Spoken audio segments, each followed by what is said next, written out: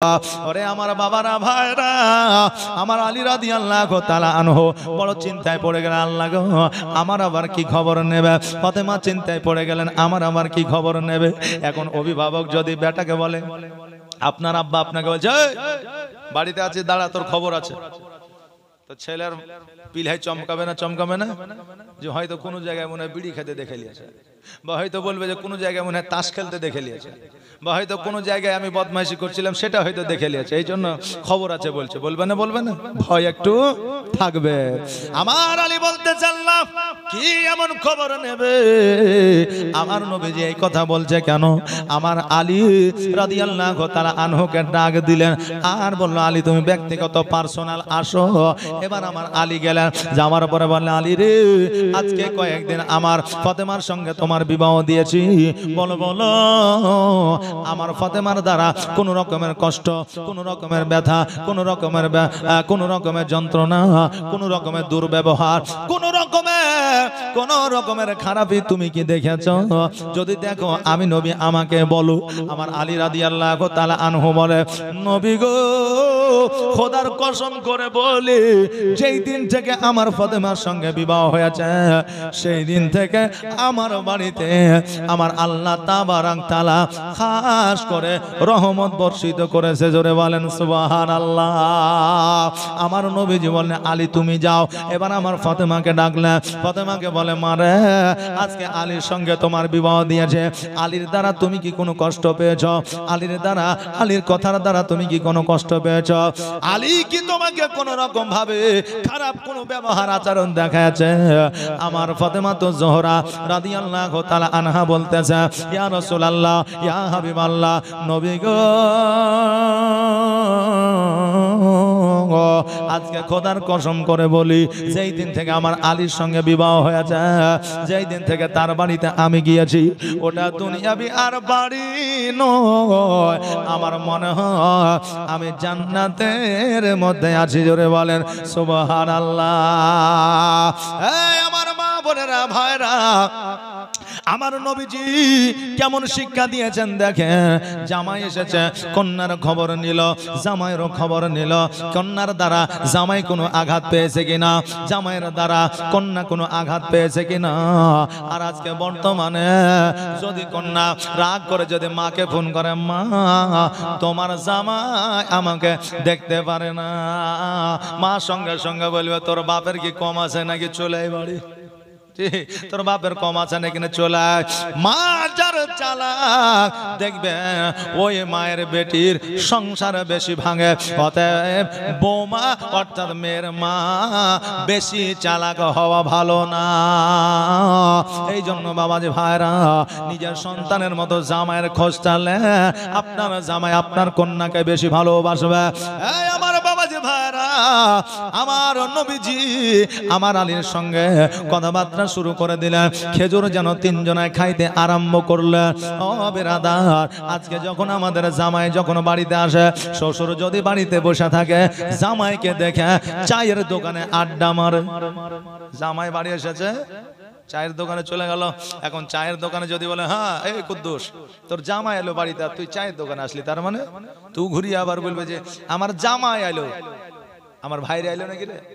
হ্যাঁ, বলে জামাইয়ের সাথে কথা বলে, জামাইয়ের সাথে আবার কথা বলে নাকি? জামাইয়ের সাথে শ্বশুর কোনদিন কথা বলে? জামাইয়ের সঙ্গে কথা বলবে আমার ছেলে পিলে। যে আমাদের এমন একটা রীতিনীতি যে জামাই বাড়িতে আসলে আপনার জামাইয়ের শালি যারা হয়, শালা যারা হয়, তারাকে বলে, কই রে, যা তোর জামাই বউ এসেছে, একটু পাশে এখানে যা গল্প কর। শরীয়তে কি এটা জায়েজ আছে নাকি? জি জায়েজ আছে নাই? এই বাবাজি, আপনার জামাই যদি আসে, আপনি পাশে কানে বসে খবরটা নেন, তোমার মা কেমন আছে, তোমার আব্বা কেমন আছে, তোমার উপার্জন কেমন চলছে, কাজকর্ম কেমন, শরীরটা ভালো আছে, আমার কন্যা কেমন আছে, সব খবর এ টু জেড যখন লিবা, নিজের সন্তানের মতো পাশে বসায় যখন আদর যত্ন করে স্নেহ দিয়ে কথা বলবা, ওই জামাই আর জামাই থাকবে না। ওই জামাই কন্যাকেও ভালোবাসবে, শ্বশুর পরিবারকেও ভালোবাসবে। এই শিক্ষাটা আমার নবী দিয়ে গেছে। জোরে বলেন সুবহানাল্লাহ।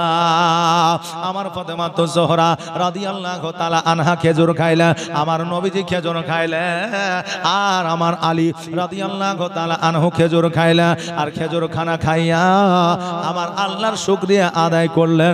সকলে আওয়াজ দিয়ে পড়লেন আলহামদুলিল্লাহ। তোমার মতো এত ভালো, তোমার মতো এত ভালো কেউ তো আমায় বাসে না, তাই তো নবী আমি তোমার দিওয়ানা। জোরে বলেন সুবহানাল্লাহ। আমরা সবাই নবীর দিওয়ানা, না দিওয়ানা নয়? আমরা সবাই নবীর দিওয়ানা। তাই বলছে তোমার মতো এত ভালো, তোমার মতো এত ভালো কেউ তো আমায় বাসে না, তাই তো নবী আমি তোমার দিওয়ানা, তাই তো রাসূল আমি তোমার দিওয়ানা। ও কি শুনেছি কিতাবের লেখা, নবী ছাড়াই আমার জীবন ফাঁকা গো। ও কি শুনেছি কিতাবের লেখা, নবী ছাড়াই আমার জীবন ফাঁকা গো। নবীজিকে ভালো না বাসিলে, নবীজিকে ভালো না বাসিলে আল্লাহ পাওয়া যাবে না, তাই তো নবী আমি তোমার দিওয়ানা।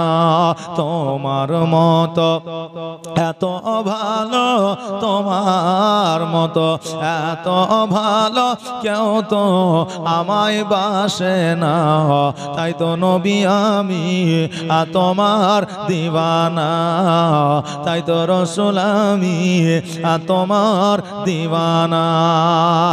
ও কি শুনেছি কিতাবের লেখা, নবী ছাড়াই আমার জীবন ফাঁকা গো। নবীজিকে ভালো না বাসিলে, নবীজিকে ভালো না বাসিলে আল্লাহ পাওয়া যাবে না, তাই তো নবী আমি তোমার দিওয়ানা। তোমার মতো এত ভালো, তোমার মতো এত ভালো কেউ তো আমায় বাসে না, তাই তো নবী আমি তোমার দিওয়ানা। ও বাবা যে ভাইরা, কোন কোন রাবি বলেছেন আমার ফাতেমা আমার আলী রাদিয়াল্লাহু তাআলা আনহু সেই সময়ে 3 দিন ছিলেন। আবার কোন কোন রাবি বলেছেন না 5 দিন ছিলেন। বাবা শরীয়তের হুকুম হইল শ্বশুর বাড়িতে যাইয়া 7 দিনের বেশি হইলে গো নিজের বাড়িতে যে খোরাকটা আপনার লাগে ওই খোরাকের সমতুল্য খরচ তোমার শ্বশুরকে দিতে হবে। এই জন্য শ্বশুর বাড়িতে 7 দিনের বেশি থাকা যাবে না। তবে অসুবিধা হইলে সেটা আলাদা ব্যাপার। ও বাবা যে ভাইরা আমার মায়েরা, আমার ফাতেমা তো জোহরা রাদিয়াল্লাহু তাআলা আনহাকে লইয়া বাড়িতে আসলে, বাড়িতে আসার পরে আমার ফাতেমা রাদিয়াল্লাহু তাআলা আনহার দেখাশোনা আমার আলী নিজে শুরু করলেন। কারণ আমার ফাতেমা তো জোহরা রাদিয়াল্লাহু তাআলা আনহা গর্ভবতী হয়ে আছে। আমার আলী কাজে যাওয়া আপনার কমায়া দিলেন, আমার ফাতেমার সঙ্গে থাকা যেন আপনার শুরু করলেন। আজকে জগতের মায়েদের মতো আমার ফাতেমা সন্তান জন্ম দেয় নাই। জগতের মায়েদেরকে দেখলে বোঝা যায় যে মা সন্তান গর্ভে আছে, মা সন্তানের মা হতে চলেছে। কিন্তু আমার ফাতেমার গর্ভে যখন ইমাম হাসান ও হোসেন এসেছিলেন, ফাতেমাকে দেখিয়া কেউ বুঝতে পারতো না। আমার ফাতেমা নিজেও বলেছে আমার গর্ভে যে আমার সন্তান ছিল আমি ফাতেমা আমি নিজেই জানতে পারি নাই। জোরে বলেন সুবহানাল্লাহ। ওই ফাতেমার সেবায় আপনার, ওই ফাতেমার আপনার কাছাকাছি আমার আলী রাদিয়াল্লাহু তাআলা আনহু থেকেছেন। আজকে আমাদের মা বোনেদের যখন গর্ভে সন্তান আসে, আমাদের ওই মা মা বোনেদের স্বামীরা চেন্নাই যায়, ইরাক যায়, ইরান যায়, আরব যায়, কলকাতা যায়, উড়িষ্যা যায়, বলে সন্তান প্রসব তোমার মায়ের বাড়িতে হবে, তারপরে আমি বাড়িতে আসব। বলে কি বলে না? রে যুবকেরা, একজন কন্যার যখন বিয়ে হয়ে যায় সব চাইতে ভরসা বেশি, বাপের চাইতে, মায়ের চাইতে, ভাইয়ের চাইতে, প্রতিবেশীর চাইতে, পাড়ার চাইতে, শ্বশুরের চাইতে, শাশুড়ির চাইতে, ননদের চাইতে, সবার চাইতে বেশি ভরসা স্বামীর উপরে থাকে। স্বামী যদি বিবির কাছে থাকে, বিজ্ঞান বলেছে অর্ধেক রোগ ওই স্বামীর থাকার কারণে সেরে যায়। জোরে বলেন সুবহানাল্লাহ। অতএব এই অবস্থাতে বিবিকে ছাড়িয়া কেউ বিদেশ যাবেন না। বিবিকে সাহস দেবেন, বিবির সর্বদা কাছে কাছে থাকবেন, বিবির সাহস বাড়বে, বিবির মনটা ভালো থাকবে, হাসি খুশি থাকবে। ও বাবাজি ভাইরা, আমার মায়েরা, আমার আলী রাদিয়াল্লাহু তাআলা আনহু সময় যেন আমার ফাতেমার সঙ্গে অতিবাহিত করতে লাগলেন। যখন আমার মা ফাতেমা রাদিয়াল্লাহু তাআলা আনহার সন্তান প্রসবের সময় হইল, আমার নবী পাক সাল্লাল্লাহু তাআলা আলাইহি ওয়াসাল্লাম আমার মা ফাতেমাকে বাড়িতে ডেকে নিলেন। আমরা জানি যে মেয়ের প্রথম সন্তান বাপ মায়ের বাড়িতে হয়, তাই না? এই জন্য আমরা বাপ মায়ের বাড়িতে পাঠায় দিই। বাপ মায়ের বাড়িতে প্রথম সন্তান হয়, দ্বিতীয় সন্তান হয়, এটা ঠিকই, কিন্তু বাবা বাপ মাকে খরচা করতে হবে। এই দায়িত্বখানা বাপ মায়ের উপরে থাকে না, এই দায়িত্বখানা জামাইয়ের উপরে থাকে। কারণ যেই দিন থেকে তুমি কবুল পড়েছ, সেই দিন থেকে ওই কন্যার দায়িত্ব তুমি নিয়েছ। আমার মা ফাতেমার সন্তান, মা ফাতেমার সন্তান আমার দয়ার নবীর বাড়িতে হয়েছিল ঠিকই, কিন্তু যত প্রকারের দেখাশোনা আমার আলী রাদিয়াল্লাহু তাআলা আনহু করেছিলেন। জোরে বলেন সুবহানাল্লাহ। এই জন্য বলি বাবারে, আজকে তোমার সন্তান, আজকে তোমার বিবির সন্তান যদি তোমার শ্বশুর বাড়িতে হয়, অনেক শ্বশুর শাশুড়ি আছে খরচা বহন করতে পারে না, যেহেতু বর্তমানে সিজারে ঘটনাটা ঘটে বেশি, আর একটা সিজার হইলে 30 থেকে 40 হাজার টাকা খরচা হয়। যদি একটু জটিলতম হয় তবে দেখা যায় 60 থেকে 70 হাজার টাকাও খরচা হয়ে যায়। একজন কন্যার বাপ মা দিতে পারে না। আমি বলবো যুবক রে, তোমার বিবির সন্তানের জন্য তোমার শ্বশুর শাশুড়ির দিকে তাকায়া থাকিও না। যদিও পুরোপুরি না দিতে পারো, অর্ধেকটা দিয়া তোমার শ্বশুর শাশুড়িকে সহযোগিতা করিও। কারণ ওই সন্তানটা হলো তোমার, ওই সন্তানটা হলো তোমার বংশের প্রদীপ। আজকে ওই সন্তানটা হলো তোমার নয়নের তারা। অতএব তুমি তোমার শ্বশুরের, তুমি যদি পুরোটা না দিতে পারো, অর্ধেকটা দিও। আর তোমার শ্বশুর যদি দেয়, তোমার কাছে যদি না থাকে, তোমার শ্বশুরকে পরে পরিশোধ করার চেষ্টা করিও। নইলে ওই টাকা যদি বেজার হইয়া তোমার শ্বশুর শাশুড়ি দেয়, তোমাকে কিয়ামতের দিন জবাব দিতে হবে। যদি মনে কষ্ট দিয়ে, কষ্ট আপনার রাখিয়া, জামাইয়ের উপর রাগিয়া, যদি তার পরিবারের উপর রাগিয়া যদি টাকা দেয়, তো এর জন্য কিয়ামতে জবাব দিতে হবে।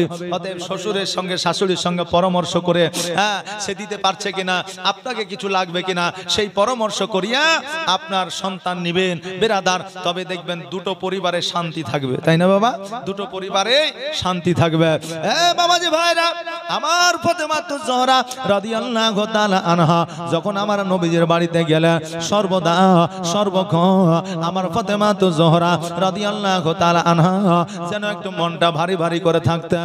আমার নবীজি আমার ফাতেমাকে খুশি করার জন্য, আমার ফাতেমাকে আনন্দিত করার জন্য আমার ফাতেমা কিছু আত্মীয় স্বজনকে ডাকলেন, সাহাবীদেরকে ডাকলেন, আর মিষ্টান্ন খাবার খাওয়াইলেন।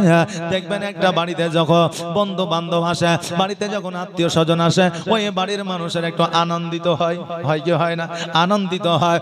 আমার ফাতেমা রাদিয়াল্লাহু তাআলা আনহা একটু আনন্দিত হইলে, ও বাবাজি ভাইরা, এই জন্য আমার নবী পাক সাল্লাল্লাহু তাআলা আলাইহি ওয়াসাল্লাম ওই সময় মিষ্টান্ন খাবার খাইয়েছিলেন, আত্মীয় স্বজনকে ডেকে খাইয়েছিলেন। আজকে বর্তমানে আমাদের মা বোনেদের যেটা আমরা মানুষকে খাওয়া, আজকে বর্তমানে সেটাকে বলা হয় সাত ভক্ষণ, বলা হয় না? সাত ভক্ষণ বলে, সেটাকে সাত ভক্ষণ বলা হয়। সেই সাত ভক্ষণ করা যাবে, সেই সাত ভক্ষণ মাকে খাওয়ানো যাবে, মিষ্টান্ন খাবার খাওয়ানো যাবে। আমার নবী বলেছে কোন মা যখন সন্তান প্রসব করার সময় আসবে, ওই মায়ের মনে অনেক টেনশন থাকে, আল্লাহ গো সন্তান প্রসব করতে গিয়া হয়তো আমার মৃত্যু হতে পারে, সন্তান প্রসব করতে গিয়া হয়তো আমার স্ট্রোক হতে পারে, সন্তান প্রসব করতে গিয়া হয়তো আমার অনেক কষ্ট হতে পারে। এই জন্য মা ভয় করে, আর মা ভয় করে আর ভয়ের জন্য আপনার অনেক চিন্তাই থাকে। এই জন্য আমার নবীজি বলেছে সে যাকে দেখলে বেশি খুশি হয়, তার বান্ধবী, তার আত্মীয়, তার খালা, তার ফুপু, তাকে ডেকে কিছু খাওয়া দাওয়া করাও, আর তাকে দেখলে ওই মহিলা খুশি থাকবে, চিন্তায় থাকবে না, কোনো রকমের টেনশন তার থাকবে না, একটু হাসি খুশি থাকবে। এই জন্য আমার নবী বলেছেন আত্মীয় স্বজনকে ডাকিয়া তোমরা কিছু খাওয়াবে, ওই মহিলাকে খুশি করবে। আর সেই দিনটাকে আমরা বলি সাত ভক্ষণ। ও বাবাজি ভাইরা, তবে শরীয়ত মোতাবেক সাত ভক্ষণ, শরীয়ত মোতাবেক আপনাকে খাওয়াতে হবে। এখনকার সাত ভক্ষণ হয় গান বাজনা বাজিয়া, ডিজে বাজায়া, কাঠ চাপায়া, অনুষ্ঠান করিয়া, খানা করিয়া, হয় না? এরকম হয়, কিন্তু এটা শরীয়তের হুকুম না। হ্যাঁ বাবাজি ভাইরা, ওই আমার মায়েরা, আমার নবীজি ফাতেমা জোহরা রাদিয়াল্লাহু তাআলা আনহাকে মিষ্টান্ন খাবার খাইয়েছিলেন।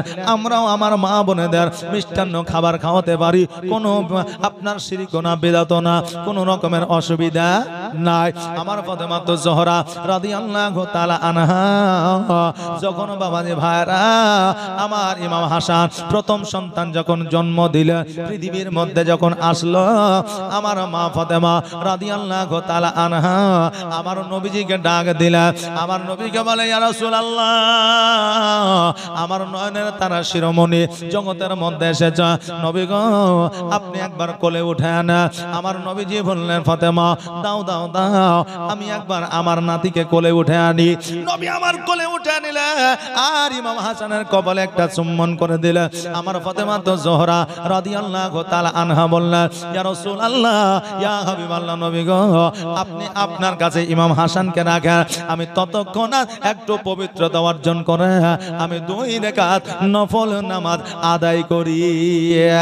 আমাদের মনে প্রশ্ন আসতে পারে হুজুর গো, একজন মহিলা যখন সন্তান প্রসব করে, ওই মহিলা 40 দিন নাপাক থাকে, কোন মহিলা 35 দিন থাকে, কোন মহিলা 1 মাস থাকে। 40 দিন পার হয়ে গেলে ওই মহিলাকে ডাক্তার দেখাইতে হবে, কারণ একজন মহিলা সন্তান প্রসব করার পরে মিনিমাম 40 দিন পর্যন্ত নাপাক থাকে। ওই 40 দিন পার হয়েও যদি নাপাক থাকে, ওই মহিলার রোগ হয়ে যায়, কারণ ওকে ডাক্তার দেখাতে হবে। যদি ডাক্তার না দেখায় ওই মহিলাটা মারাও যেতে পারে। এই জন্য হুঁশিয়ার, সাবধান হয়ে যায়, 40 দিন পার হইতে দিবেন না। 40 দিন পার হয়ে গেলে ডাক্তার অতি অবশ্যই দেখাবেন। বাবাজি এইভাবে কত নারী, কত মহিলা এই জগৎ ছেড়ে পর জগৎ গমন করেছে শুধুমাত্র একটু অনীহার জন্য। এই হয়তো ভালো হবে, এই হয়তো ভালো হবে, এই হয়তো ভালো হবে, কিন্তু ওই মহিলার রক্ত শর্ট হইয়া আপনার ব্রেন স্ট্রোক করিয়া মারা গেছে। এইরকম ইতিহাস আছে না নাই? আছে। এই জন্য বলবো বাবা 40 দিন পার হইলে অবশ্যই ডাক্তারখানায় নিয়ে যাবেন। বাবাজি ভাইরা, প্রশ্ন আসতে পারে আমার মা বোনেরা 40 দিন পর্যন্ত নাপাক থাকে, আমার মা ফাতেমা তো নারীর জাত, অতএব সন্তান প্রসব করার পরে কেমন করে পবিত্রতা অর্জন করতে পারে, কেমন করে নফল নামাজ আদায় করতে পারে? আমার নবীজি বলেছে এ উমার উম্মাত উম্মাতিরা, আমার ফাতেমা জীবনে কোনোদিন নামাজ কাজা নাই। প্রশ্ন আসবে হুজুর গো, প্রত্যেকটা মহিলা মাসে কেউ 3 দিন নাপাক থাকে, কেউ 5 দিন নাপাক থাকে, কেউ 7 দিন নাপাক থাকে, 10 দিন পার হয়ে গেলে সেটা অসুখ। ও বাবাজি ভাইরা, আজকে এই 3 দিন 5 দিন 7 দিন নাপাক থাকে এক মাসে। অতএব ওই মহিলা আমার ফাতেমা জোহরা রাদিয়াল্লাহু তাআলা আনহা, উনিও তো নারীর জাত, অতএব উনি কি নাপাক থাকতেন না? যদি নাপাক থাকে কেমন করে নামাজ কাজা হবে না, কেমন করে পবিত্রতা অর্জন হবে? আমার নবীজি বলেছে এই আমার উম্মত উম্মতিরা তোমরা শুনে নাও, আমার ফাতেমা জোহরা রাদিয়াল্লাহু তাআলা আনহা জগতের নারীর চাইতে অন্যতম নারী ছিল। কারণ কারণ আমার ফাতেমা মাসের মধ্যে যেই নাপাকি আসতো কয়েক সেকেন্ডের জন্য, জোরে বলেন সুবহানাল্লাহ, সন্তান প্রসব করেছে, কয়েক সেকেন্ডের জন্য নাপাক থেকেছে। একদিন নয়, 1 ঘন্টা নয়, 2 দিন নয়, 5 দিন নয়, 7 দিন নয়, এইরকম নাপাকি অবস্থায় থাকতো না, কয়েক সেকেন্ডের জন্য নাপাক হতো আর তারপরে পবিত্রতা অর্জন করত। এই জন্য আমার ফাতেমাতুল জোহরা রাদিয়াল্লাহু তাআলা আনহার জীবনে নামাজ কাজা নাই, জোরে বলুন সুবহানাল্লাহ। আমার মা ফাতেমা রাদিয়াল্লাহু তাআলা আনহা নামাজ পড়ার পরে আসিয়া এবার বলতেছে, আব্বা গো, আজকে তোমার আদরের নাতির নাম খানা তুমি রেখে দাও। আমার নবীজি বলতেছে, ফাতেমা আমি কেন নাম রাখবো? তোমার সন্তান ইমাম হাসান তোমার বড় আদরে, অতএব তুমি ফাতেমা তোমার যদি কোনো পছন্দ করা নাম থাকে তুমি নামটা রাখো। আমার ফাতেমা বললেন, আব্বা গো, আজকে আমি আমার সন্তানের নাম রাখবো না, আপনি আমার সন্তানের নাম রেখে দেন, আপনি আমার সন্তানের নাম রাখেন। নবী আমার বললে, ফাতেমা আজকে আমার জামাই আলীকে ডাক দাও, কারণ আমার আলী রাদিয়াল্লাহু তাআলা আনহু হয়তো সন্তানের নাম পছন্দ করেছে, অতএব আমি নাম রাখলে হবে না, আমার জামাই আলী তার সন্তানের নামটা রাখবে। জি, আজকে আমরা বর্তমানে এরকম করি না, করে না, যে অনেক যুবক বিয়ে করেনি, অনেক যুবতী বিয়ে করেনি, শুধুমাত্র টেলিফোনে কথা হয়, লাভ, বুঝলেন না, লাভ, ওরা টেনশনও করে লিয়েছে, ছেলে হলে এই নাম, মেয়ে হলে এই নাম। নতুন বিয়ে হয়েছে, 2 দিন 4 দিন 5 দিন 7 দিন 1 মাস পার হয়েছে, তারা ছেলে না মেয়ে হবে এটা পরিকল্পনা করে নিয়েছে, নামও রেখে দিয়েছে। এবার যখন সন্তান হয়, ছেলের পরিবার বলে নামটা আমরা রাখব, মেয়ের পরিবার বলে নামটা আমরা রাখব, কারণ দুজনের আদরের এই নিয়ে একে অপরের মধ্যে অশান্তির সৃষ্টি হয়, হয় না? বলে আমার পোতা নাম আমি রাখবো, তোমার নাতি তোমারও তো জোর কিসের, হে আমরা কি নাম রাখবো না রাখবো সেটা আমরা বুঝবো। এই নাম রাখি লিয়াও কিন্তু অনেক পরিবারে অশান্তি চলে আসে। আমার নবীজি বললে, আলীকে ডাক দাও, আলী যদি কোনো নাম জানা থাকে, যদি পছন্দ করা থাকে, আলী নামটা আর রাখবে। আমার ফাতেমাতুজ জোহরা রাদিয়াল্লাহু তাআলা আনহা বললেন, আব্বা গো, আপনার জামাই যখন আসবে, আপনার জামাইয়ের সঙ্গে আলোচনা করবে, এখনকার মতো টেলিফোন ছিল না, এখনকার মতো মোবাইল ফোন ছিল না, কিছু হলে সঙ্গে সঙ্গে হ্যালো কোথায় বলো আসো। এখন বাবাজি ভাইরা, দুনিয়ার পরিস্থিতি পরিকাঠামো এমন হয়েছে, বিবিরা যখন স্বামীকে ফোন করে তখন স্বামীদেরকে বিবির কথা ভালো লাগে না, কথা বুঝলেন না? স্বামী কাজে বাড়ি হয়েছে, এখন বিবি দেখছে যে তাই তো আমার স্বামী কত দূর গেল, মোটরসাইকেল নিয়ে গেল, কি হলো না হলো একবার খোঁজ চালিয়ে দিনি, এবার ফোনটা করেছে, হ্যাঁ গো কি করছো, পৌঁছাইছ? তখন তার স্বামী বলছে, এই সময় ফোন করলি কেন? এই তো বাড়ি আসলাম, ফোন রাখ, এখন কাজ করছি, তুই জানিস না, কাজ যখন শেষ হবে তখন ঠিক ফোন করবো। স্ত্রীকে গরম দেখাচ্ছে, আর যখন পর নারী ফোন করছে তখন ফোনটা রিসিভ করে বলছে, হ্যাঁ জানু বলো, কলজা মনে সোনা টিয়া পাখি বলে বলছে বলো, হ্যাঁ বলছে কাজ করছো নাকি? বলে না না কাজকর্ম কিছুই নাই, কানে মোবাইল নিয়ে সারাদিন কাজ করছে আর কথাও বলছে, পর স্ত্রীর সঙ্গে কথা বলছে, কোনো অসুবিধা নাই, আর নিজের স্ত্রীর সঙ্গে কথা বলতে ইতস্তত বোধ মনে হচ্ছে, রেগে গেছে। হ্যাঁ, নিজের স্ত্রী হলো হালাল আর পরের স্ত্রী হলো হারাম, অতএব মানুষকে হারাম এখন ভালো লাগছে আর হালালটা খারাপ লাগছে। হ্যাঁ বাবাজি ভাইরা, এখনকার মতো ফোনের কোনো সিস্টেম ছিল না, মোবাইলের কোনো সিস্টেম ছিল না।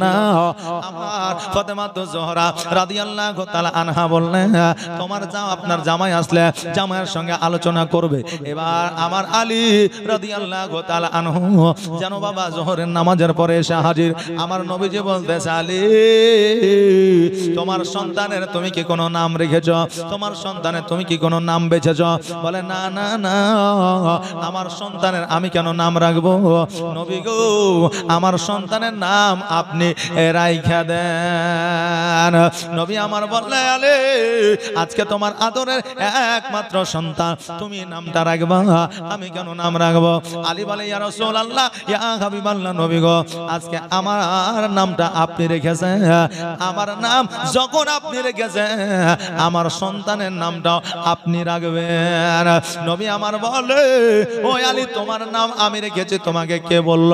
আলী রাদিয়াল্লাহু তাআলা আনহু বললেন ইয়া রাসূলুল্লাহ ইয়া হাবিবাল্লাহ, বেয়াদবি মাফ করবে, আমি যখন মায়ের গর্ভে ছিলাম আমার মা ফাতেমা বিনতে আসাদ রাস্তা দিয়ে চলে যাইতেছিল, কাবা ঘরের সম্মুখে যখন আসলো আমার মায়ের প্রসব বেদনা প্রসব যন্ত্রণা শুরু হয়ে গেল। আমার মা আল্লাহর দরবারে দোয়া করলেন, আল্লাহ গো ইজ্জতের মালিক বেইজ্জতের মালিক তুমি, আল্লাহ আজকে রাস্তায় যদি সন্তান প্রসব হয়ে যায় আমি বেইজ্জত হয়ে যাব, এই জায়গায় ঘর নাই বাড়ি নাই জীর্ণ কুটির নাই, কোথায় যাব?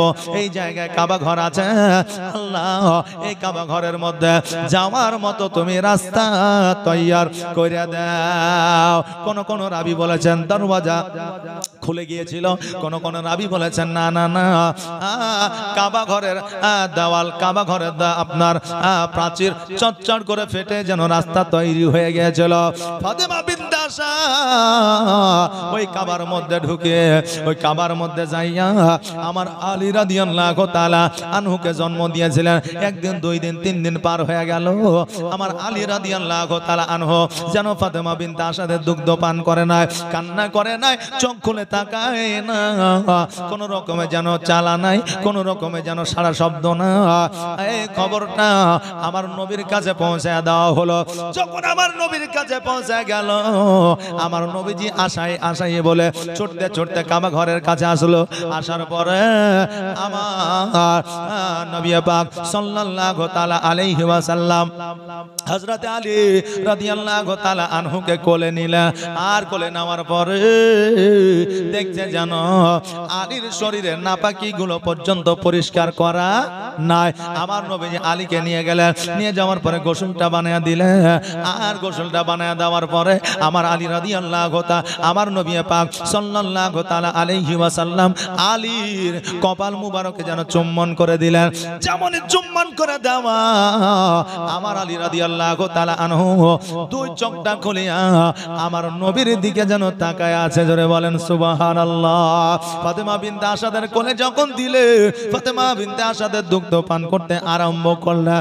আলীকে জিজ্ঞাসা করেছিল, আলী রে আজকে তুমি 3 দিন কথা বলো নাই, কান্না করো না, তোমার মায়ের দুগ্ধ পান করো না, তুমি চোখ খুলে তাকাও নাই, কারণটা কি? আলী বলেছিল, ইয়া রাসূলুল্লাহ আমি মায়ের গর্ভ থেকে নিয়াত করেছিলাম পৃথিবীর মধ্যে যাব যতক্ষণ পর্যন্ত আমার নবীর মুখ না দেখব, যতক্ষণ পর্যন্ত নবীর চেহারা না দেখব, ততক্ষণ পর্যন্ত পৃথিবীর আলো দেখব না। জোরে বলেন সুবহানাল্লাহ। যতক্ষণ পর্যন্ত আমি নবীর চেহারা সুরাত না দেখব ততক্ষণ পর্যন্ত পৃথিবীর আলো দেখা তো দূরের কথা, আমি মায়ের দুগ্ধ পর্যন্ত পান করব না। নবী গো আপনি গোসল বানায় দিয়া আমার কানে কানে বলে দিয়েছিলেন, আলী রে আজকে আমি নবী তোমার গোসলটা বানায়া দিলাম। ৬৩ বছর জীবন যাপন করার পরে যখন আমি এই জগৎ ছেড়ে পর জগৎ গমন করব, আলী আমার গোসলটা তুমি বানায়া দিও।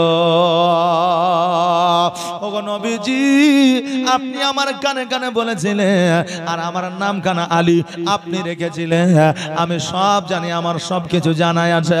ওগো নবীজি আজকে আমার সন্তানের নাম খানা আপনি রেখে দেন। ও বাবাজি ভাইরা, আমার আলী রাদিয়াল্লাহু তাআলা আনহুর যদি এত ক্ষমতা হয়, এত পাওয়ার হয়, 3 দিনের সন্তান ওই 3 দিনের কথা যদি আমার আলী নবীকে বলে দিতে পারে, আমার নবীর কত পাওয়ার ছিল। বাবাজি ভাইরা, ওই আমার মা বোনেরা, আজকে হযরত আলী রাদিয়াল্লাহু তাআলা আনহু তিনি বললেন, নবী গো আমার সন্তানের নামটা আপনি রেখে দেন। নবী আমার বললেন, ও আলী শোনো রে, আজকে যখন তুমি নামটা রাখতে বলছো, আমি নবী আমার প্রথম নাতির নাম রাখলাম হযরত ইমামে হাসান রাদিয়াল্লাহু তাআলা আনহু। জোরে বলেন সুবহানাল্লাহ। আমার নবীজি ইমাম হাসান রাদিয়াল্লাহু তাআলা আনহুর যেন বাবা নাম রাখলেন এইভাবে বাবাজি আপনার 1 বছর পরে আমার হযরতে ইমাম হোসেন রাদিয়াল্লাহু তাআলা আনহু উনি বাবা জগতের মধ্যে আসলেন। 2 ভাই জগতের মধ্যে আসলেন বাবাজি ভাইরা। ওই ইমাম হাসান ও হোসেন আমার নবীজির কলিজার টুকরা ছিলেন, আমার নবীজির শিরোমণি ছিলেন। আমার নবীজি ইমাম হাসান ও হোসেনকে কোলে নিয়ে যেন বাবা বড় আদর করতেছে, বড় স্নেহ করতেছে। আমার ফাতেমা তো জোহরা রাদিয়াল্লাহু তাআলা আনহা বড় যেন খুশি হয়ে আছে। বাপে আদর করে নিজের সন্তানকে, কে না খুশি হয়? ও বাবা যে ভাইরা, এই খুশির মধ্যে আমার দয়ার নবী মায়ার নবী সাল্লাল্লাহু তাআলা আলাইহি ওয়াসাল্লাম বলতেছে, এ ফাতেমা বলো বলো, তুমি কি মানুষের কোনোদিন কলিজা দেখেছো? মানুষের কোনোদিন কলিজা দেখেছো? আমার ফাতেমা তো জোহরা রাদিয়াল্লাহু তাআলা আনহা বললেন, ইয়া রাসূলুল্লাহ, ইয়া হাবিবাল্লাহ, আমি কেমন করে মানবের কলিজা দেখব? কেমন করে দেখা যায়? কারণ মানুষকে তো হালাল করা যায় না, মানুষের কলিজা তো বাইর করা যায় না, মানুষের কলিজা তো দেখা যায় না, আমি কেমন করে দেখব? আমার নবীজি বললেন, ফাতেমা বলো বলো, তুমি কি কলিজা দেখতে চাও? আমার ফাতেমা বললেন, দেখতে চাই। বলে, ও ফাতেমা, আমার কলিজাকে তুমি দেখতে চাও? আমার ফাতেমা রাদিয়াল্লাহু তাআলা আনহা মিচকে হাসি দিয়া বললেন, আব্বা গো, আপনি যদি আপনার কলিজা দেখা আমি ফাতেমা দেখবো, তাতে কোনো অসুবিধা নাই। আমার নবীজি বললেন, হে ফাতেমা, আমার 2 কোলে 2 আমার নাতি, এক হলো ইমাম হাসান আর এক হলো ইমাম হোসেন। ওরে আমার ফাতেমা, আজকে এই ইমাম হাসান হোসেন এরা দুটাই আমার কলিজা। জোরে বলেন সুবহানাল্লাহ। আল্লাহর নবী নূরের নবী গো, আপনি নবী আমার আজীবনের জীবন। আল্লাহর নবী নূরের নবী গো, আপনি নবী আমার আজীবনের জীবন। আপনি আমার জীবন সাথী, অন্ধকার কবরের বাতি, আপনি নবী আমার নির্জনের একজন। আল্লাহর নবী নূরের নবী গো, আপনি নবী আমার জীবনের জীবন। আর দেখে আপনার মজেজা, ভাগবতী হয় খাদিজা। আর দেখে আপনার মজেজা, ভাগবতী হয় খাদিজা। সপে দিল নবী আজীবন আর মরণ। আল্লাহর নবী নূরের নবী গো, আপনি নবী আমার আজীবনের জীবন। আপনি আমার জীবন সাথী, অন্ধকার কবরের বাতি, আপনি নবী আমার নির্জনের একজন।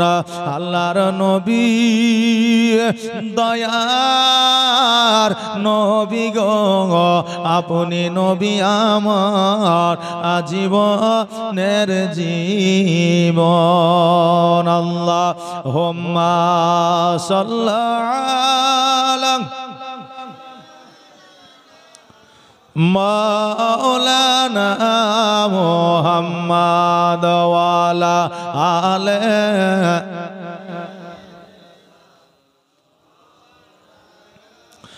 মুহাম্মাদ। আমার বাবা বাবাজি ভাইরা, ওই আমার মা বোনেরা, আমার হযরত ইমাম হাসান ও হোসাইন রাদিয়াল্লাহু তাআলা আনহু যখন বাবা আমার ইমাম হোসেন রাদিয়াল্লাহু তাআলা আনহু ইমাম হাসান রাদিয়াল্লাহু তাআলা আনহু যখন বাবা খেতে খাওয়া যখন আপনার শুরু করেছে, বাচ্চা ছেলেরা খাইতে শুরু করে, এমন একটা সময় আছে শৈশবকালে খাবার দুনিয়ার খাবার খেতে পারে না, পারে জি পারে না। যখন খাবারের সময় হয়েছে, আমার ইমাম হাসান বলতেছে, মা গো আমার আপেল খেতে বড় মন চেয়েছে, একটা আপেল যদি তুমি আমাকে খাওয়াও আমি বড় খুশি হব। আমার ফাতেমা বলতেছে, ও ইমাম হাসান, আজকে তুমি যেই সময় আপেল খাইতে চাইছো এটা তো আপেলের মৌসুম নয়, এই সময় আপেল পাওয়া যায় না, এটা আপেলের সিজন নয়। এক একটা ফলের এক একটা সিজন আছে না নাই বাবা, আছে না? এখন আমের সিজন, আমের সময় আম পাওয়া যাবে। এখন প্রত্যেকটা বাড়িতে মেহমান গেলে আপনার দুই নালে একটা আম পাবেন না, পাবেন না, পাওয়া যাবে আমের সময়, আর ও সিজনে পাওয়া যাবে না। তবে এখন বর্তমানে আম, কলা আর আপনার আপেল বেদানা মৌসুমে যাই বলেন না কেন সংরক্ষণ করে রাখছে, সারা বছর পাওয়া যাচ্ছে, তাই না? পাওয়া যাচ্ছে, কিন্তু ওই সময় সারা বছর পাওয়া যেত না। আবার ফাতেমা বললে, ও হাসান শোনো রে, শোনো শোনো, এই খাবার এখন পাওয়া যাবে না, অতএব খাবারের জন্য বাইনা করিও না। ইমাম হাসান বলল, মা আজকে আমার আপেল চাই, আপেল লাগবে, আপেলের দরকার, আমার খেতে বড় মন চেয়েছে। এবার আমার ফাতেমা বললে সম্ভব নয়। এবার বাবা ইমাম হাসান হোসাইনের কাছে গেল, যাওয়ার পরে বলল, ভাই আপেল খাবি না? বলে দিলে কেন খাবো না? বলে আপেল খেতে চেয়েছে, মায়ের কাছে মা দেয় না, চ তুই বলবি।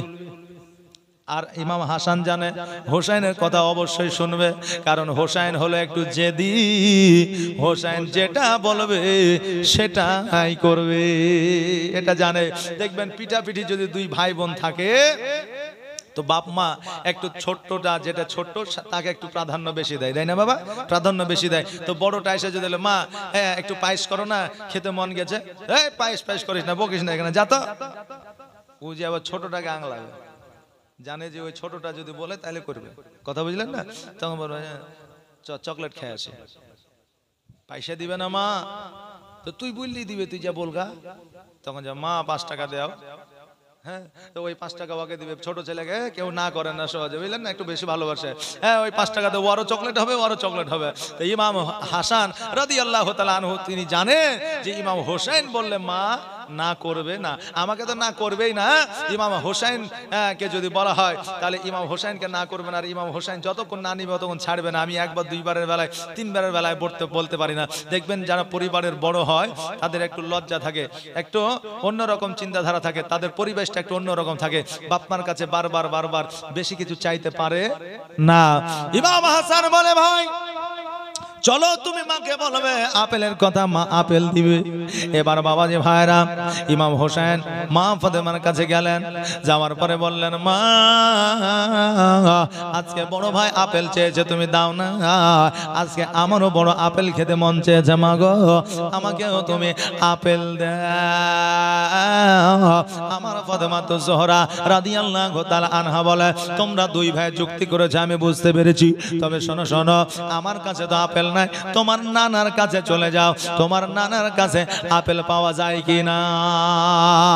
ইমাম হাসান হোসাইন রাদিয়াল্লাহু তাআলা আনহু যেন বাবা আমার নবীজির কাছে হাজির হইলে, নবীজিকে বললেন, ইয়া রাসূলুল্লাহ, ইয়া হাবিবাল্লাহ, নবী গো আজকে আমাদের আপেল খেতে বড় মন চেয়েছে, নবী গো আজকে মা আপনার কাছে পাঠিয়েছে, আজকে আপেলের ব্যবস্থা করে দেন।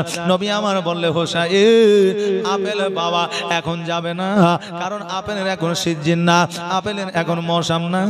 আমার আল্লাহ ডাক দিয়া বলে, জিবরিল আর দেরি করিও না, দেরি করিও না, জান্নাত হইতে একটা আপেল নিয়ে যাও আর আমার নবীকে দিয়ে দাও, আর বলে দাও অর্ধেকটা ইমাম হাসান হোসেনকে খাওয়াবে আর অর্ধেকটা টাকের উপরে রেখে দিবে, যেই দিন মন চাইবে সেদিন অর্ধেকটা খাবে।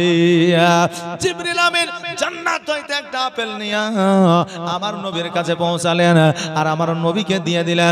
আমার নবীকে দেওয়ার পরে বললেন অর্ধেকটা খাওয়াবেন, অর্ধেকটা টাকের উপরে আর রেখে দিবেন। ওগো নবীজি, একই দিনে একেবারে পুরো আপেলটা খাওয়াবেন না, অর্ধেকটা আপেল কেটে আমার ইমাম হাসান হোসেনকে দিলেন আর অর্ধেকটা আপেল টাকের উপরে একটা পাত্রের মধ্যে রেখে দিলেন। আর ইমাম হাসান হোসেনকে বললেন আগামী কালকে আসবা আপেল খাওয়ার জন্য। আমার ইমাম হাসান হোসেন আপেলটা খাইলেন, বাড়িতে গেলেন। পরের দিন খেলাধুলা করতে করতে মনে পড়ে গেছে ভাই চ আপেল আছে নানার কাছে। আবার ছুটতে ছুটতে নানির বাড়িতে আসার পরে বলে নানু গো কোথায় আপেল আছে বলেন বলেন, বলে টাকের উপরে আছে, যাও নিয়ে আসো। আমার ইমাম হাসান যখন টাকের উপরে আপেলটা নিতে গেছে নানাকে ডাক দেয়া বলে নানা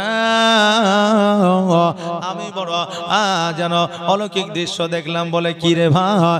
বলে কালকে অর্ধেকটা আপেল খেয়েছি, অর্ধেকটা ছিল, এখন এই আপেলটার অর্ধেক দেখা যায় না, এই আপেলটা গোটা হয়ে গেছে। জোরে বলেন সুবহানাল্লাহ। এই আপেলটা আবার পুরা হয়ে গেছে। আমার নবীজি আবার অর্ধেকটা করে আবার খাইতে দিলেন। আমার ইমাম হোসেন বলতেছে নানা গো কালকে যে আপেলটা খেয়েছিলাম সেটার স্বাদ ছিল আলাদা, আজকে যেটা খাচ্ছি সেটার স্বাদ হলো আলাদা। নবী আমার বলতেছে আপেল তো একটা, স্বাদ কেন হবে আলাদা? আমার ইমাম হোসেন বলছে নানু গো আপনি একটু খায়া দেখেন। নবী আমার খেয়ে দেখলেন, বলে ঠিক ঠিক এত সুন্দর স্বাদ। ও বাবা যে ভাইরা আমার, আল্লাহ কি না করতে পারে, একই আপেলে ভিন্ন স্বাদ দিয়েছে। জোরে বলেন সুবহানাল্লাহ। শুধু ওই আপেলে নয়, আজকে আমাদেরকে আল্লাহ জিহ্বা দিয়েছে, বলেছে 3000 শিরা প্রশিরা আছে। আজকে একই শাক, যদি শাক দেখবেন কচুর শাক রান্না করবেন দেখতে একই, পাটের শাক রান্না করবেন দেখতে একই, ছুটির শাক রান্না করবেন দেখতে একই, পালং শাক রান্না করবেন দেখতে একই, কিন্তু যখন খাবেন ভিন্ন ভিন্ন স্বাদ, তাই না? যখন খাবেন আলাদা আলাদা স্বাদ। ও বাবা যে ভাইরা, আল্লাহ তাবারক তাআলা এই জিহ্বার মধ্যে কতই না স্বাদ দিয়েছে, আপনাকে বোঝার মতো ক্ষমতা দিয়েছে। জিহ্বার মধ্যে যখন যাবে আপনার ব্রেনের সিগন্যাল দিবে। যখন আপনি ভাত খাইতেছেন দেখবেন পাথরি পড়ে গেছে, চট করে ব্রেনের সিগন্যাল বলে পাথরি, ফেলে দে। ব্রেনকে বলবে পাথরি, তখন ব্রেন বলবে ফেলে দে। দেখবেন মরিচ পড়ে গেছে, আহা ঝাল, ঝালকে বলবে ব্রেনে বলবে, জিহ্বা পাঠায় দিবে ব্রেনের কাছে, ব্রেন বলবে ফেলাইয়া দে। ও বাবাজি ভাইরা, আল্লাহর মহিমা বোঝা বড় দায়। ইমাম হোসেন রাদিয়াল্লাহু তাআলা আনহু সেই দিন আপেলটা খাইলেন, বাড়িতে আসলেন, পরের দিন আবার গেলেন, আবার আপেলটা খাইলেন। রাবিরা বর্ণনা করেছেন ওই একটা জান্নাতের আপেল 1 মাস নয় 2 মাস নয় 6 মাস পর্যন্ত ইমাম হাসান হোসাইন খেয়েছে। জোরে বলুন সুবহানাল্লাহ। আর প্রেমের খেলা খেলছো দয়াল রে দয়াল, তোর খেলা চমৎকার,